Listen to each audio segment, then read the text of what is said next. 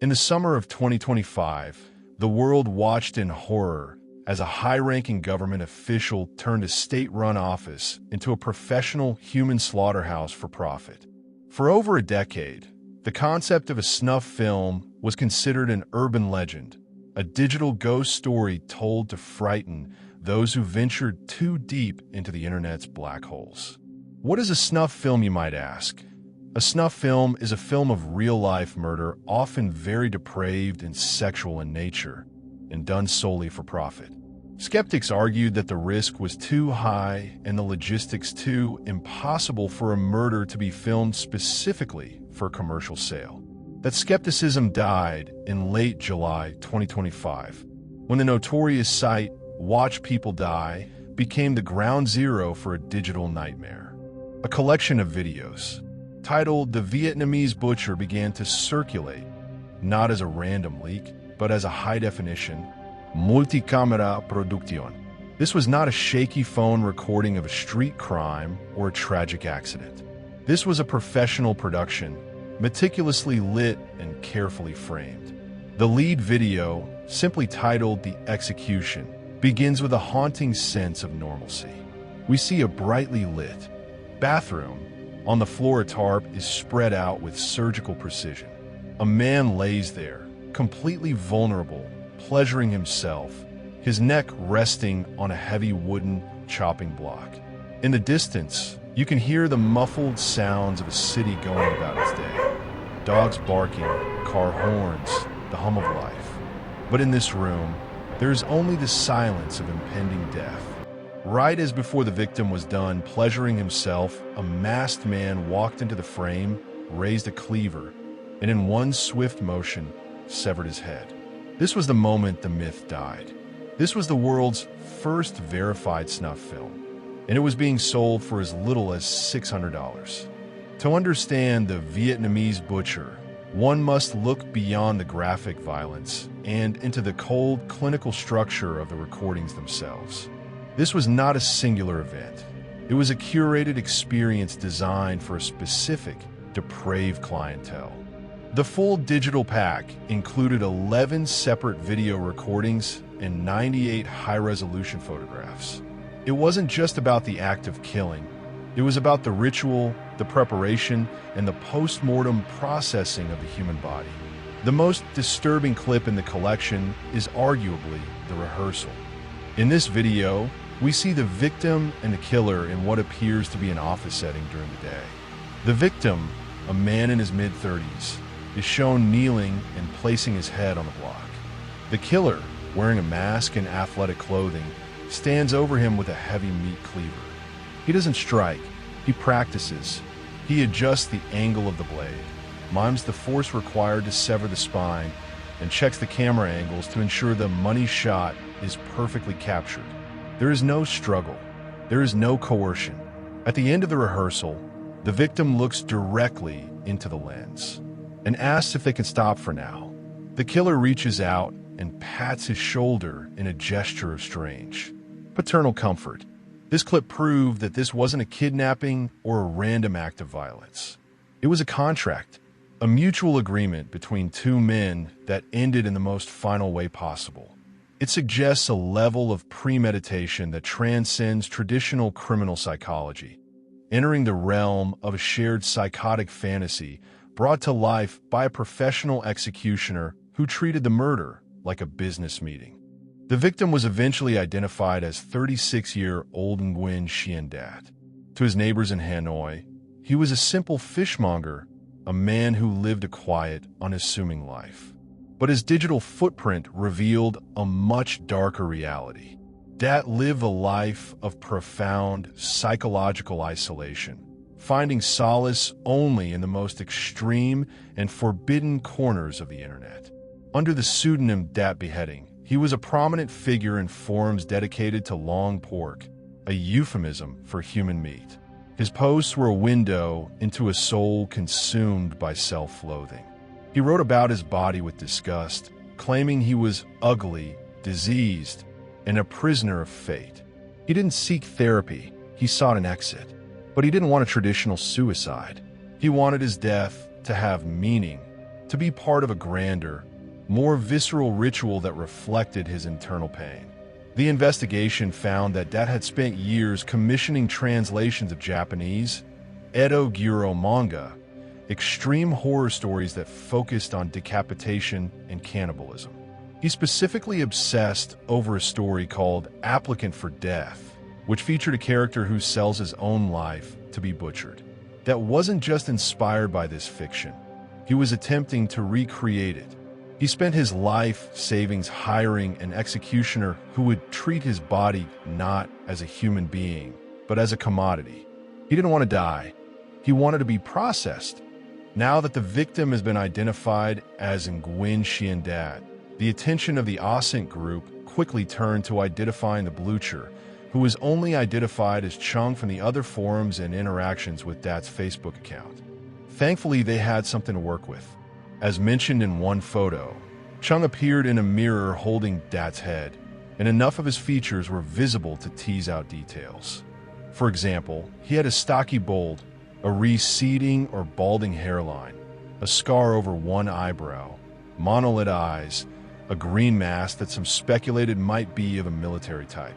And most importantly, he had a striking birthmark pattern on his arm and armpit, and a tattoo reading that day 139. Hunting for more clues, Nissanins began examining Chung's surroundings. In the butchering video, he moved through what looked like a small kitchen with blue and white patterned floor tiles, red baseboards, a green door, red wall tiles around the counter, and a white countertop. At one point, a water bottle was visible on a table, as was a yellow bottle of Chinese brand washing up liquid near the sink. Some users said that the decor, utensils, and the cleaning products looked exactly like those seen and sold in Vietnam's northern border provinces, which helped investigators narrow down the search. But frustratingly, that was where the OSINT reached a dead end. By late August, the case was burning out, and for months afterward, no new developments were announced. It seemed like the Vietnamese butcher would end up joining the countless internet mysteries that would forever remain unsolved. But then, the story exploded again, as in the third week of November 2025, an anonymous Facebook user, who we'll refer to as the whistleblower or WB, stepped forward and claimed they had been in direct contact with both Dat and the executioner. This person shared new screenshots of their final conversation with Dat, which they received on January 25, 2025. In a message sent at 2:40 p.m., Dat told WB that the execution would take place in about 3 hours, putting his time of death somewhere between 5:30 and 6 p.m. He also mentioned sharing the whistleblower's details with the executioner, suggesting that WB had considered offering themselves up to be butchered. But since then, WB had clearly changed their mind. Instead of stepping into the executioner's path, they came forward to help push the investigation forward, saying they wanted Dat's killer brought to justice, even if Dat had consented to his fate. Crucially, WB released their chat history with the alleged killer, a man whose Facebook name was Cam the Chung. In those messages, Chung said that Dat's bones have already become fertilizer. He invited the whistleblower to discuss their own upcoming beheading in person and suggested meeting at a specific address, a street in Hulu Town, Langon Province. The pin location appeared to be just outside a government tax department. For the first time, the hunt for Chung had something concrete, a full name and a physical location. Enter a YouTube channel called K2MO, The Curious One. This creator had been covering the case for quite some time, using 3D reconstructions of the crime scene. Now, with the name revealed, he released a video explaining the newest discoveries uncovered by the OSINT community. Along with that message, he shared a partial image of the suspect's face and a blurred screenshot showing one of his usernames. It didn't take long for OEP members to unblur that name, Tanch111. From that moment on, the web of connections began to take shape. The handle then Chung 51s and similar variations started appearing across multiple platforms, including anonymous forums, Instagram, and TikTok. Crucially, many of those accounts were linked to a Twitter profile called Nguyen LS, which then connected back to a Facebook account belonging to Nguyen Van Sang. At first glance, Sang appeared to be a normal married father of two in his late 50s who lived in Langong near the Chinese border. He was a retired deputy head of a market management department, an MMD team, and also served as the head of Langong City's Nguyen family, a large clan made up of thousands of members. Sang's photos showed a man living a comfortable life. He held a senior bureaucratic position, enjoyed significant status within his community, and maintained strong connections to the government, not only through his own work, but also through his wife and sons. But could he really be the Chung people were searching for? As it turned out, Sang's eldest son was named in Chung, and that same son's birthday just happened to fall on the 13th of September. That number, 139, was a coincidence that was difficult to ignore. Even more suspicious were the clothes his son had been photographed wearing, which matched perfectly with the clothes worn by the masked figure in the rehearsal video. Some people believe this suggested that Sang's son might have been involved in producing the footage. However, the masked individual clearly had a receding hairline and a body type that more closely matched suspect Sang. Perhaps he borrowed his son's sportswear, or maybe they simply owned similar clothing. Either way, private messages sent from the Camden Chung profile included photos that strongly suggested the person operating the account was indeed Sang, and that he had simply been using his own child's name online as a cover. So while some people suspected Sang might not have been working alone, there was absolutely no evidence at that point that his son had been involved in any way. People began digging through Sang's old photographs, including images from a second, mostly abandoned Facebook account he hadn't managed to lock down in time. They started comparing the images side by side, and what they discovered was chilling. Sang had a circular birthmark on his shin that matched a mark visible on the executioner's leg. A noticeable birthmark on his right bicep and armpit area also looked strikingly similar to the one seen in the butcher's photos. Scars and marks on Sang's face lined up with those seen on the killer. The tattoo placement matched as well, and his hairline and facial structure looked eerily similar. One photograph showing the outside of Sang's house also revealed another small but disturbing detail: a pair of flip-flops identical to the ones worn by the killer in the execution clip. Digging even deeper, investigators soon found a TikTok video Sang had filmed at an MMD building known as Market Management Team Number 3. The office background in the video was identical to the one seen in the rehearsal footage, right down to the plastic plants, blue fan blades, and slightly crooked cabinets. Others uncovered a news article that included a photograph taken at the department's old Team Number 4 location, where Sang had once served as second in command. In the image, Sang could be seen inspecting goods in front of what looked like the same kitchen shown in the butchering video. The details matched: green doors, red tile trim, blue floor tiles, red kitchen wall tiles, and a white countertop.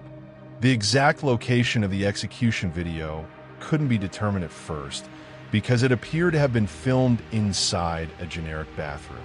But it didn't make much sense that the killer would move a body somewhere else just for the butchering. Using basic logic, the most likely scenario was that the execution took place in the same building where the butchering occurred. Images later leaked from inside Team Number 4's bathroom, now grimly nicknamed the most miserable toilet in the world. And when people saw those images, the resemblance was impossible to ignore. Sang had retired from his position in 2025, but he was still working for the MMD at the time that was killed. But this raised an obvious question: why would a government employee commit such a horrific crime inside his own workplace? That sounded incredibly risky. But there was actually a grim logic behind that choice of location. The suspected execution date, January 25th, marked the beginning of the Tet holiday, when Vietnam celebrates the Lunar New Year. On that day, government offices would have been completely deserted. On top of that, A market management department office would naturally contain a kitchen, cooking equipment, and even an incinerator used for destroying confiscated goods.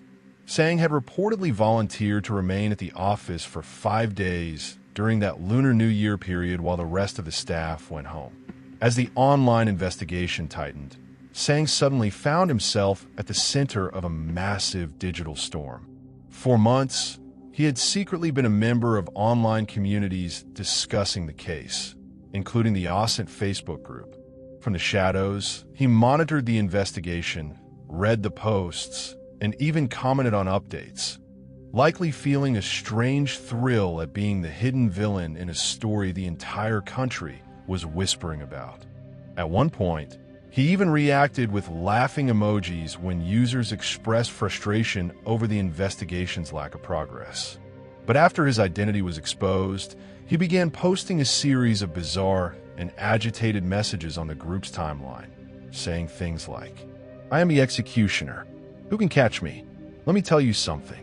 You are the real executioners because you want people to die so you can celebrate. Isn't that right? I've lived 60 years in this world. I'm no longer afraid of death. Anyone who wants to meet me is welcome to come my house. Whoever exposed me, show yourself." For months, the authorities appeared to make no real effort to investigate the videos. Comments posted on the police page in Lang Son asking officials to take action were quietly deleted. To many observers, that silence raised serious questions.